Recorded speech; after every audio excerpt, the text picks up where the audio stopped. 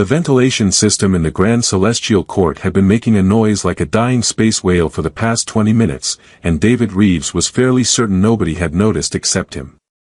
Then again, when you spent 15 years maintaining environmental systems on a diplomatic station, you developed an ear for mechanical suffering that most people simply didn't possess. He'd been elbow-deep in the access panel behind a decorative column for the last hour, watching his diagnostic scanner throw up error codes that shouldn't have been possible according to 3 different laws of thermodynamics. The court itself was magnificent in that overwhelming way that made David uncomfortable. The ceiling stretched up into what appeared to be actual sky, though he knew it was just a very expensive holographic projection of Etheria Prime's triple moon configuration. Crystalline columns rose like frozen waterfalls, refracting light into colors that didn't quite exist in Earth's spectrum. The assembled crowd, and there had to be at least 3,000 beings packed into this place, represented every major civilization in the known galaxy. He recognized Tervali dignitaries with their iridescent skin, a cluster of Mendarii whose chitinous bodies clicked softly as they shifted, and of course, hundreds of Etherians with those distinctive elegant ears that always made David think of expensive porcelain sculptures his ex-wife used to collect. David adjusted his toolkit, trying not to bang it against the marble floor. His supervisor, Jenkins, had specifically told him to be invisible during this event. It's some kind of important royal thing, Jenkins had said that morning, his face doing that pinched expression that meant he was stressed but trying not to show it. Get in, fix the environmental system before someone important starts sweating through their ceremonial robes, and get out. Do not, under any circumstances, draw attention to yourself. Sound advice, really. David had perfected the art of being invisible over the years. After Sarah died, he'd found it was easier to just fade into the background of life, fixing things that broke, going home to his small quarters, watching old Earth films, and repeat. No complications. No expectations.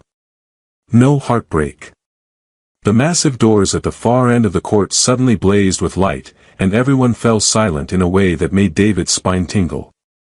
He'd heard that kind of silence before, the silence of people who were either deeply reverent or deeply terrified.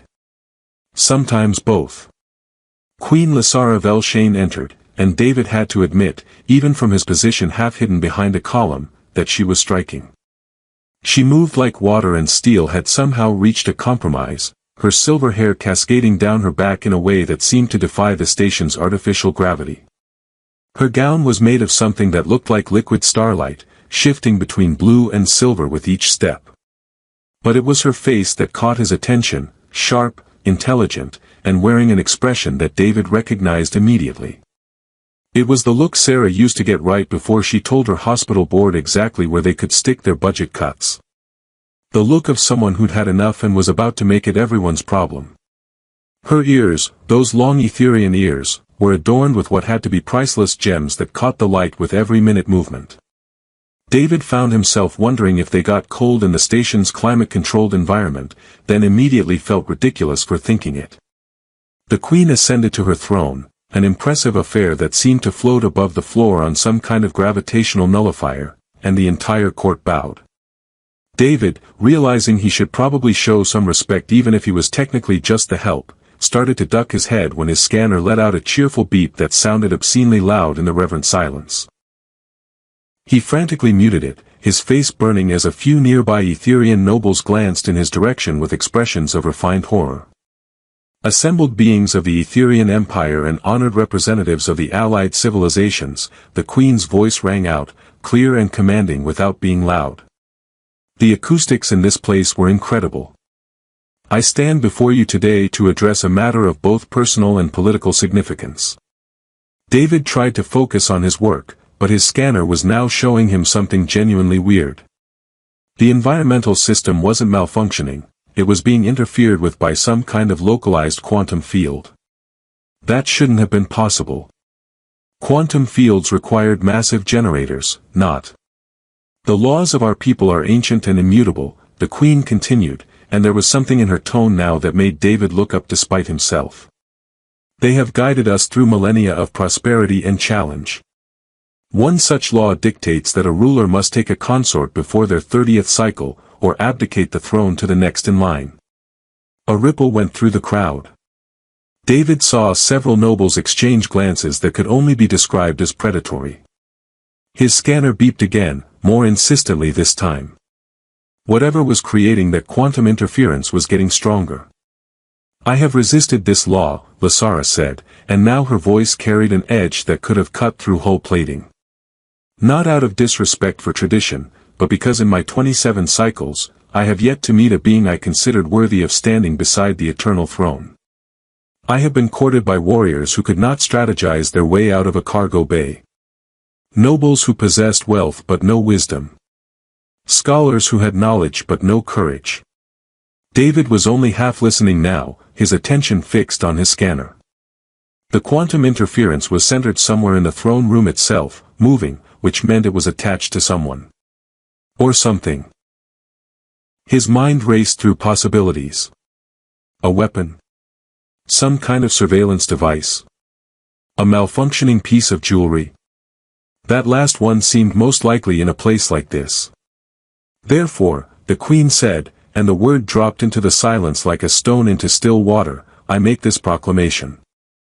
I will marry whoever among you is brave enough to step forward and claim my hand. Regardless of species, status, or origin. I require only courage, honor, and the willingness to face the trials of courtship as laid down by our ancestors." The silence that followed was so complete David could hear the quantum interference as a faint high-pitched whine that probably nobody else could detect. He frowned at his scanner, then at the crowd, trying to trace the source. There, one of the nobles near the front, an Etherian male whose ears were rigid with what looked like suppressed emotion. The interference was coming from something he was wearing. "No one," the queen's voice had taken on a dangerous quality. "In all this assembled multitude, not a single being possesses the courage to face me." David barely registered her words. The quantum interference was intensifying, and his technical brain was throwing up warning flags. That kind of field buildup usually preceded either a catastrophic failure or a deliberate discharge. Neither option was good in a room full of dignitaries. An ambassador near him muttered to his companion in accented standard, "Brave volunteer to test the theory that she executes all her suitors, more like." David, still focused on his scanner and now genuinely worried about what might happen if that quantum field destabilized, raised his hand while simultaneously reaching for his plasma wrench. "Yeah, I'll do it," he said absently, his mind calculating whether he could reach the noble with the interference device before it became a problem. Someone's got to check this out before it becomes a safety hazard. The silence that followed was different from before. This was the silence of 3,000 beings collectively holding their breath. David finally looked up from his scanner to find every single eye in the grand celestial court fixed on him. The queen was staring at him with an expression he couldn't quite read, surprise, certainly, but something else underneath it. Amusement? Interest? The beginning of murderous rage? "Oh no," David said quietly, the realization hitting him like a cargo loader. "No, no, no. I thought, there was a quantum field, I wasn't." But protocol officers were already moving toward him, their ceremonial staffs clacking against the marble floor with the inevitability of a countdown timer. The protocol officers reached David before he could form a coherent thought, much less a coherent escape plan. They were tall, even for Etherians, and their formal robes swept the floor with a whisper that sounded vaguely threatening. One of them, his nameplate read something in Etherian script that David's translator implant rendered as Ceremonial Attendant 3rd Class Milvara, placed a hand on his shoulder with surprising gentleness. "Please accompany us to the presentation circle," Milvara said, her voice professionally neutral in a way that reminded David of doctors delivering bad news. "Listen, there's been a massive misunderstanding," David started, but the crowd was already parting before them like a sea that really didn't want to get involved in whatever disaster was about to unfold. He caught glimpses of faces as he was guided forward, some amused, some shocked, many looking at him with the kind of pity usually reserved for someone who just accidentally volunteered to test experimental explosives. A Torvali dignitary leaned toward his companion and whispered loudly enough for David to hear, "How much do you think his life insurance pays out?" Bold of you to assume he has life insurance, the companion replied. David wanted to point out that he did, in fact, have excellent life insurance through the station's maintenance union, but that seemed to miss the larger point of his current situation. His toolkit was still slung over his shoulder, tools clinking together with each step, which felt absurdly mundane given that he was apparently walking toward his own execution or marriage or possibly both. The Queen watched his approach with an expression that David still couldn't decipher. Her ears, those long, elegant ears, had tilted slightly forward in what might have been curiosity. Up close, she was even more intimidating. Her eyes were the color of liquid mercury, reflecting light in ways that human eyes simply didn't, and there was an intelligence behind them that made David feel like he was being scanned more thoroughly than any diagnostic tool could manage. He stopped at what he hoped was a respectful distance, very aware that he was still wearing his maintenance coveralls, which had a faint stain from this morning's coffee accident and a patch on the knee from where he'd snagged it on a sharp piece of conduit last week. Everyone else in this room was wearing clothing that probably cost more than his annual salary. So, the Queen said, her voice carrying that same edge of dark amusement he'd heard earlier, a volunteer emerges at last. Tell me, brave soul, what is your name? David Reeves, Your Majesty, he managed, then added because his brain apparently wanted him dead, I fix things. Environmental systems, mostly. Sometimes gravity plating. I'm actually pretty good with quantum regulators, which is relevant because someone in this room is wearing something that's generating a really dangerous quantum interference field and... You are human, she interrupted, though not unkindly. It was more of an observation than an accusation. Yes, ma'am. Born in Seattle. That's on Earth. The rainy part. David knew he was babbling but couldn't seem to stop. I've been stationed here for 15 years, and I really need to stress that I did not understand what I was volunteering for. I thought someone needed help with a technical issue. A sound rippled through the crowd, laughter, quickly suppressed. The Queen's lips twitched in what might have been the ghost of a smile. You thought, she said slowly, that when I asked if anyone was brave enough to marry me, you were being asked to inspect faulty equipment. In my defense, Your Majesty, there is faulty equipment. Well, not faulty exactly, but compromised. And in even more of my defense, I wasn't really listening to your speech because I was worried the environmental system might fail and cause a diplomatic incident. Which, ironically, I seem to have caused anyway, just through a different mechanism. The Queen studied him for a long moment. David became aware of someone approaching from his left, another Etherian, older, with ears that were graying at the tips and eyes that calculated angles the way a predator calculated trajectories. His robes marked him as someone important, probably very important, and his expression suggested he was having the best day of his life watching someone else have the worst day of theirs. Your Majesty, the older Etherian said with a bow that was technically perfect but somehow still conveyed condescension, surely this is not a legitimate claim. The human clearly states he misunderstood. We should dismiss him and continue. Chief Chancellor Vorik, the Queen interrupted, her tone sharp enough to cut the artificial gravity, are you suggesting that we ignore a volunteer who stepped forward when no one else would? Even if his motivations were unconventional? Vorik's ears flattened slightly, a sign of displeasure, David had learned over the years. I merely suggest, Your Majesty, that the rite of courtship requires genuine intent. This human appears to have volunteered by accident. The right of words, the Queen said, turning back to David, is quite specific. When a monarch issues a public challenge, the first to respond with clear affirmation is bound by their word. You did say, yes, did you not, David Reeves of Seattle?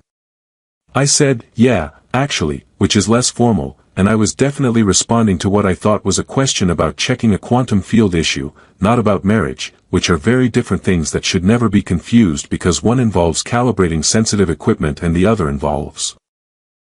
Affirmation is affirmation, Vorik interjected smoothly, his ears now perked forward with interest. The ancient texts make no distinction between formal and informal acceptance. If the human spoke the words, he is bound. David looked between them, sensing that something else was happening here beyond his personal catastrophe. Vorik's expression was too satisfied, too calculating. The Queen's eyes had narrowed slightly, and she was watching her Chancellor with the wariness of someone who just found a snake in their sleeping quarters. "I see," Lysara said quietly. "Then you agree, Chancellor, that this human's claim is legitimate? That he should undergo the trials?" Something flickered across Vorik's face, too quick for David to catch, but the Queen clearly saw it.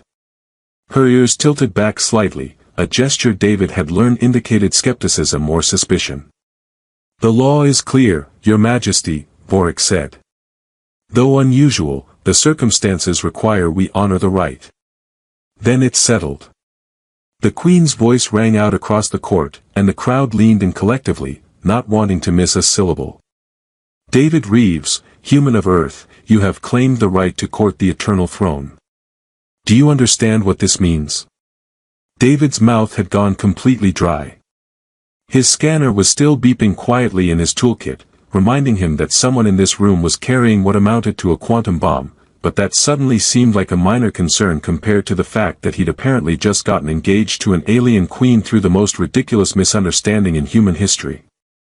"I'm going to guess it means I'm in trouble," he said finally. "Substantial trouble," the Queen agreed, and this time her smile was definite, small, but real. "You will face 5 trials designed to test your worthiness to stand beside the throne. Wisdom, strength, unity, sacrifice, and heart. Most who attempt these trials do not complete them. Several have died. At least one went irreversibly insane. Are you prepared to accept this challenge?" Every instinct David possessed screamed at him to run. To explain that this was all a terrible mistake, that he was just a maintenance tech who wanted to fix environmental systems and watch old movies and maybe, occasionally, eat decent Thai food. That he had no business courting an alien queen who looked at him like he was a particularly interesting equation she was in the process of solving. But something in her expression stopped him. Beneath the royal bearing and the obvious intelligence and the weight of whatever crown she carried, he saw something familiar. Something tired. Something lonely. "Can I ask a question first, Your Majesty?" Her eyebrows rose slightly. "You may." "What happens if I say no?" "The traditional punishment for refusing the right after acceptance is ejection into the nearest star," she said matter-of-factly. "Though we would likely commute that to simple exile. We're more civilized now." "Right. Stars. Exile. Those are my options if I back out." "Essentially, yes." David thought about his small quarters. His quiet life. The 15 years he'd spent going through motions, existing but not really living, ever since Sarah's funeral. He thought about how, in the last 5 minutes, he'd felt more alive, even if it was mostly terror, than he had in over a decade. Well, he heard himself say, "I've faced death before. Marriage can't be worse than that." The Queen's smile widened, transforming her face entirely. Several beings in the front row actually gasped. "Excellent," Lysara said. "I have a feeling, David Reeves, that you're going to be far more interesting than you appear." "That's a low bar, Your Majesty. I'm wearing coveralls with a coffee stain." "Yes," she said, her mercury eyes glinting with something that might have been amusement or might have been the prelude to his doom. "You really are." David spent his first night as an official suitor to the Etherian throne in quarters that were approximately 15 times larger than his entire previous living space. The room had its own gravitational adjustment system, a bathroom with a sonic shower that he couldn't figure out how to operate, and a bed that hovered 6 inches off the floor and apparently adjusted its firmness based on his biometric readings. He'd spent 20 minutes trying to convince it he actually wanted it firmer before giving up and sleeping on the couch. The couch had immediately adjusted itself to be softer. Morning arrived with a chime that sounded like crystalline bells having a polite conversation, and David discovered that his coveralls had been replaced overnight with formal robes that he had absolutely no idea how to put on. After 10 minutes of struggling with what he was 70% sure was actually a decorative wall hanging, He gave up and wore his undershirt and pants, draping one of the smaller pieces of fabric over his shoulders like a very unsuccessful cape.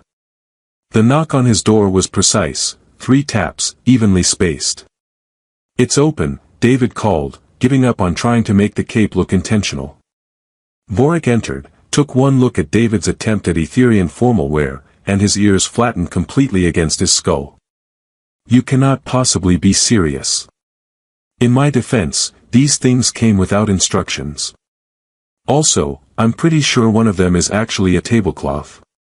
"That," Vorik said with the pained expression of someone watching a historical monument collapse, "is a ceremonial sash worth more than your previous annual salary. Was I supposed to wear it or eat off it? Because either way, I apologize to the sash." Vorik closed his eyes briefly, as if asking some higher power for patience. "Your first trial begins in 1 hour. The trial of wisdom will take place before the Council of Elders in the Chamber of Infinite Thought. I suggest you prepare yourself mentally. Is there a gift shop where I can buy a brain upgrade? Your humor will not serve you in the trials, human. It served me pretty well so far. I'm still alive, aren't I?" Vorik's expression suggested this was a temporary condition that could be easily remedied, but he simply gestured for David to follow. 2 guards fell into step behind them as they walked through corridors that seemed to shift subtly when David wasn't looking directly at them. The walls were decorated with what looked like living art, images that moved and changed, telling stories in a visual language David couldn't quite parse. "Can I ask you something, Chancellor?" David said as they walked. "You may ask. I may not answer. Why did you push for me to go through with this? You could have gotten me out of it. I saw your face yesterday, you knew exactly what you were doing when you invoked that right thing." Vorik's ears twitched in what David had learned might be amusement. "Perhaps I simply believe in honoring tradition. And perhaps I'm the king of Neptune. Come on, what's the angle here?" The Chancellor stopped walking and turned to face David fully. "You are remarkably perceptive for someone who wore a tablecloth as a cape. Very well. Her Majesty has rejected 17 formal suitors in the past 4 cycles. Each rejection has weakened her political position. There are factions within the Empire who believe she should step down if she cannot fulfill the basic requirements of rulership. Your presence, however absurd, buys her time. Time for what? That, human, is not your concern. Your concern is surviving the next hour." Vorik resumed walking. "The Council of Elders will present you with 7 quantum riddles. These are mathematical paradoxes that have stumped scholars for generations. You are expected to solve at least 3 to pass the trial. I'm a maintenance technician. The most advanced math I do is calculating pressure ratios for environmental systems. Then I suggest you pray to whatever gods humans believe in. We have arrived." The Chamber of Infinite Thought was a sphere, perfectly round, with the entrance somehow at the bottom and seating arranged in concentric circles that defied gravity entirely. The Council of Elders sat at various points around the sphere's interior, each on a platform that floated independently. Their ears were long even by Etherian standards, some of them gray or white with age, and they watched David enter with expressions ranging from curiosity to outright disdain.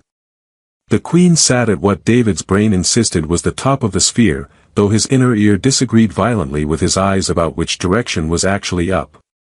She wore simpler robes today, deep blue that matched her eyes, and her expression was carefully neutral.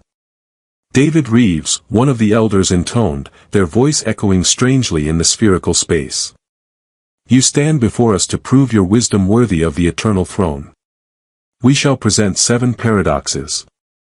Solve 3, and you pass. Fail, and your courtship ends here." "No pressure then," David muttered. "First paradox," another elder announced. "A quantum particle exists in superposition, simultaneously within and without a bounded field. The field's integrity depends on observation, yet observation collapses the superposition. How does one maintain the field while confirming the particle's presence?" David blinked. "Could you repeat that in words that mean something?" A few elders made sounds of disapproval. The Queen's lips twitched slightly. The paradox is fundamental to quantum mechanics, the first elder said with barely concealed contempt. If you cannot grasp the basic question, how can you possibly? Wait, David interrupted. You're talking about a measurement problem. Like when you need to check if something's working without disrupting it. Oversimplified, but essentially correct. I deal with this constantly. Environmental systems on stations use quantum regulators that'll collapse if you measure them wrong. The trick is you don't measure the thing directly, you measure its effect on something else. Like, I can't directly check a quantum regulator without killing it, but I can measure the temperature gradient it produces and back-calculate whether it's functioning. You're not asking how to observe the particle. You're asking how to observe what the particle does. Silence filled the chamber. Several elders exchanged glances. That is, not incorrect, one finally admitted. Unorthodox reasoning, but the conclusion is sound. Next paradox, a starship travels at 0.99 light speed for subjective months while centuries pass outside. Upon return, is the ship's captain the same person who departed? David thought about this.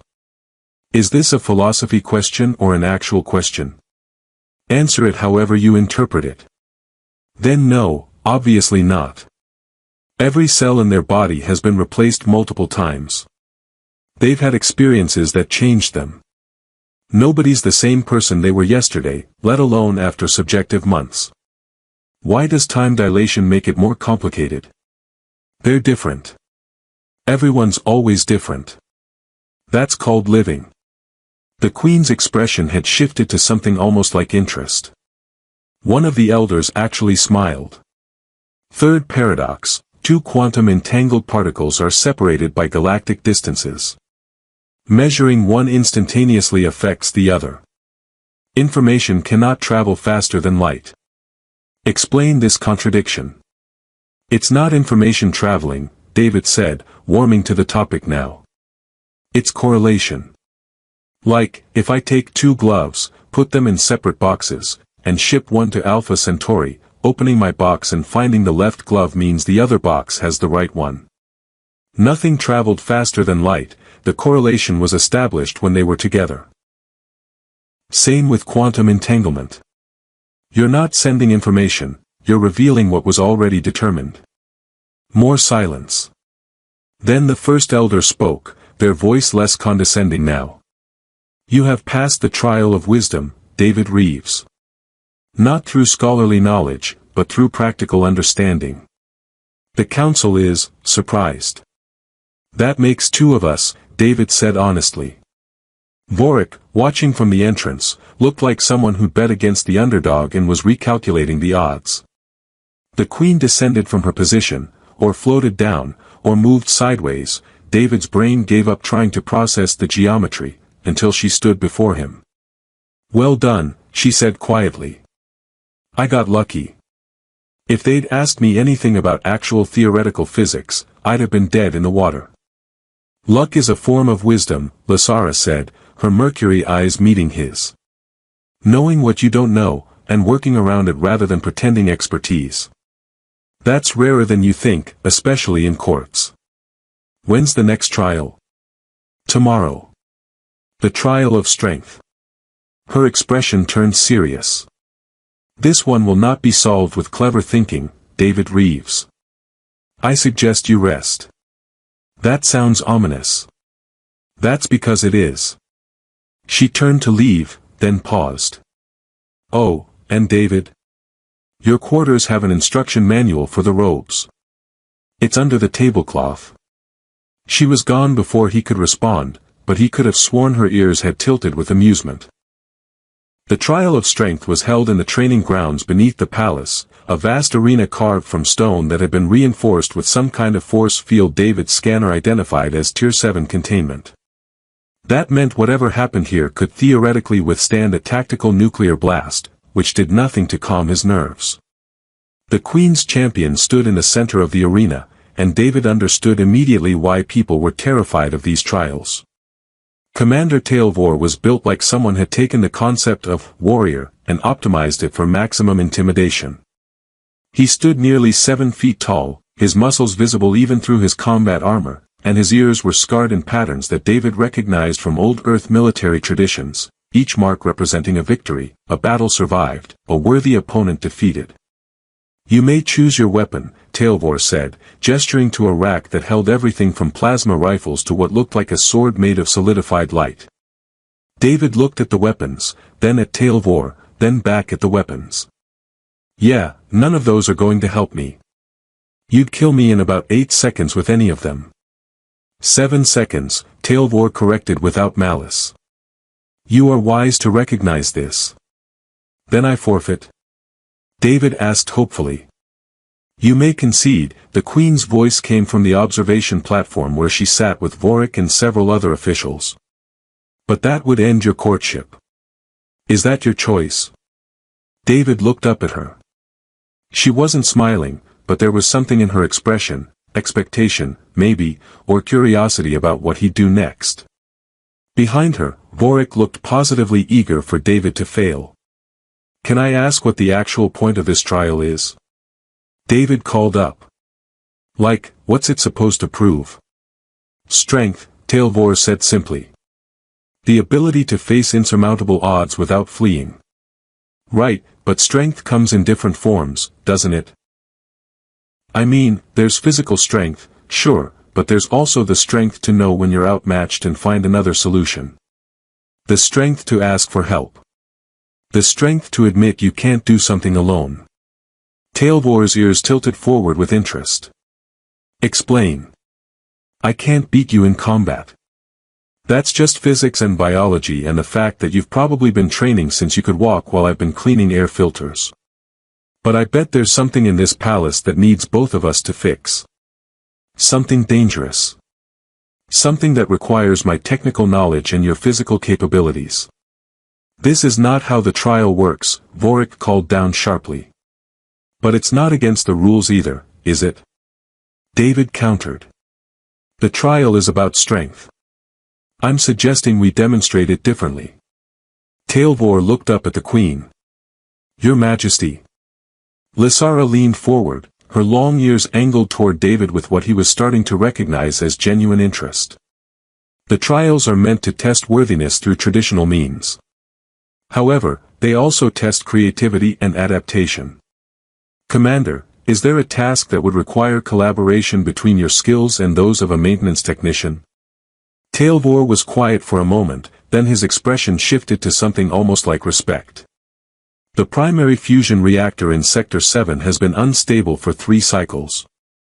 Engineering teams refuse to enter because the radiation levels are lethal and the structural integrity is compromised. It requires someone with technical expertise to recalibrate the magnetic containment while someone else manually reinforces the support structures from inside the radiation zone. We have not attempted repair because it would take 2 people, and we cannot risk 2 lives on such a task." "That sounds absolutely horrible," David said.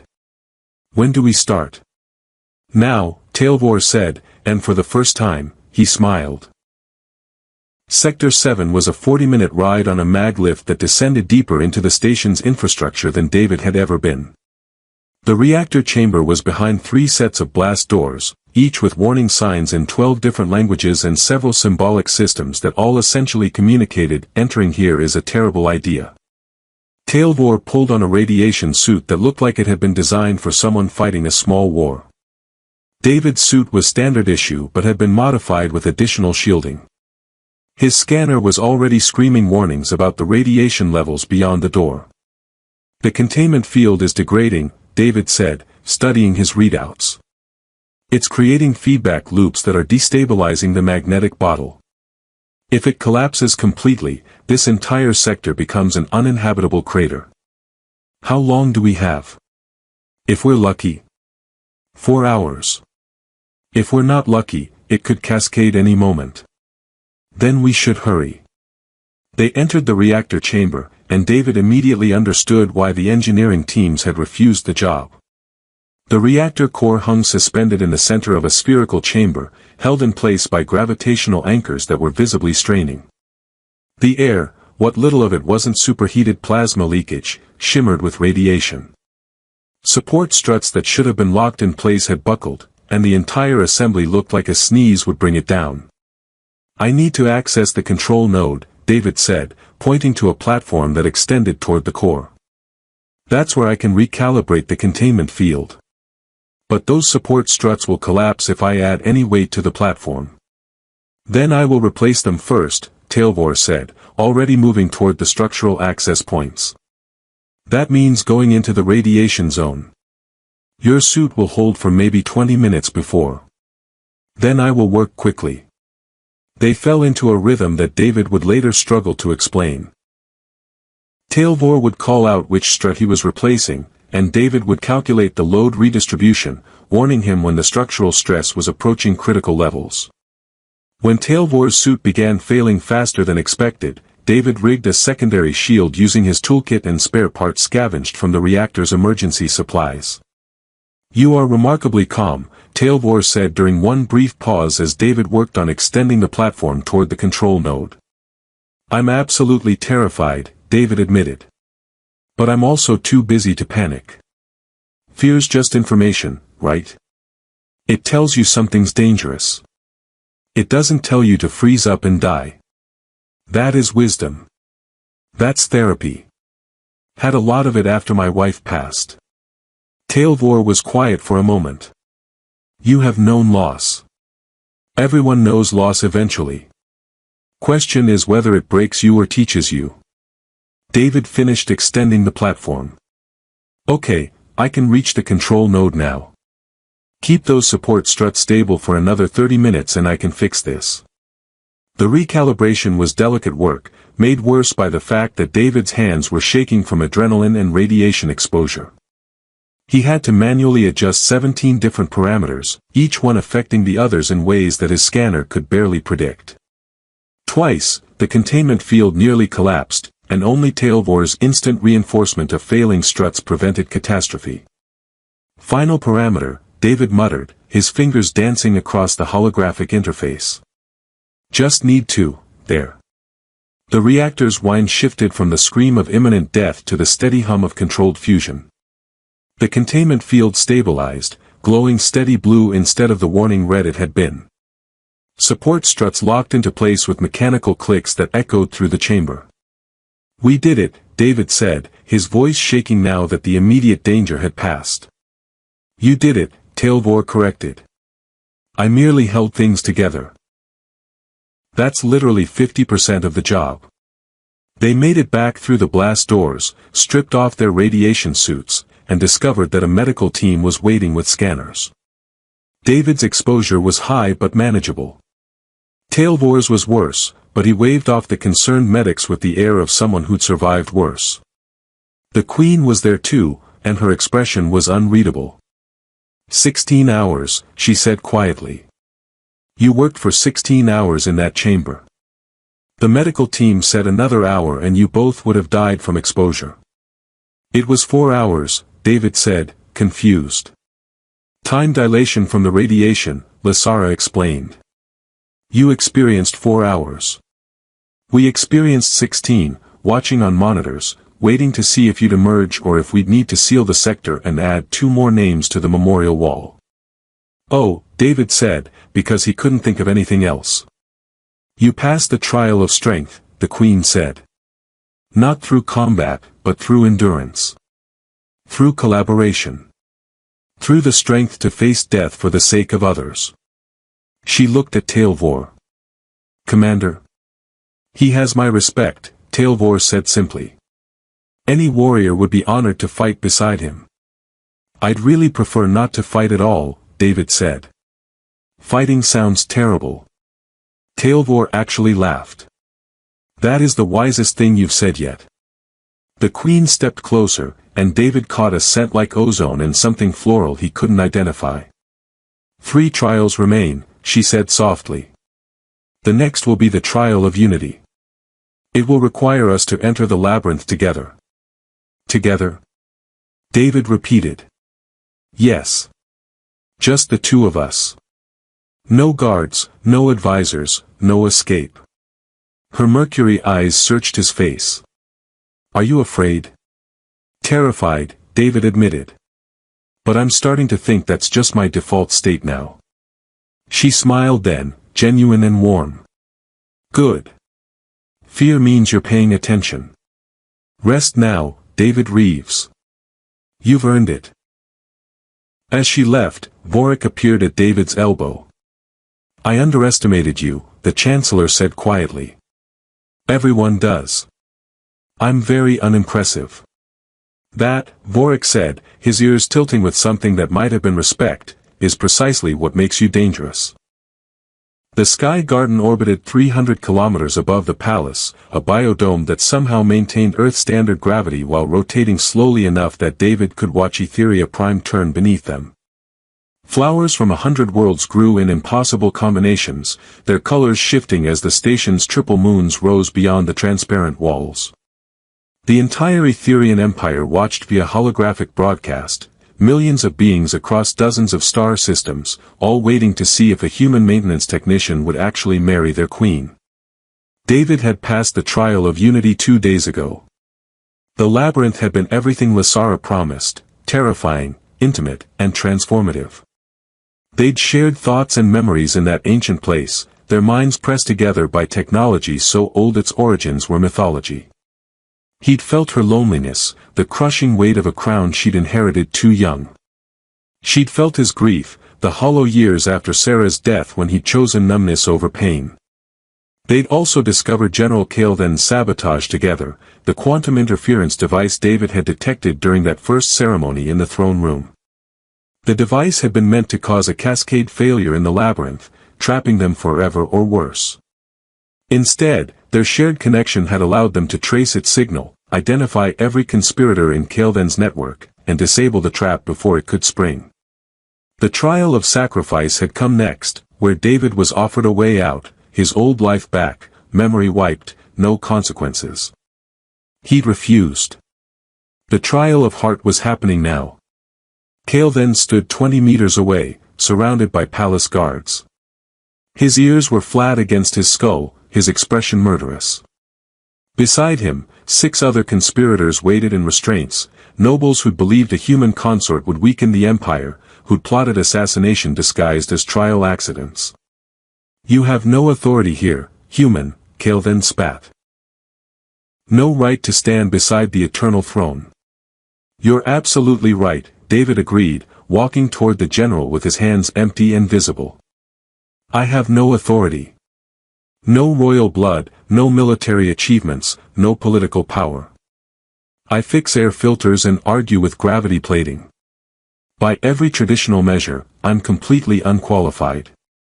The crowd watching, both in person and across the holographic networks, leaned in. Lasara stood nearby, her face carefully neutral, but David could see the tension in her shoulders. Then why, Kael'than demanded, does she choose you? That's the thing, David said. She didn't choose me.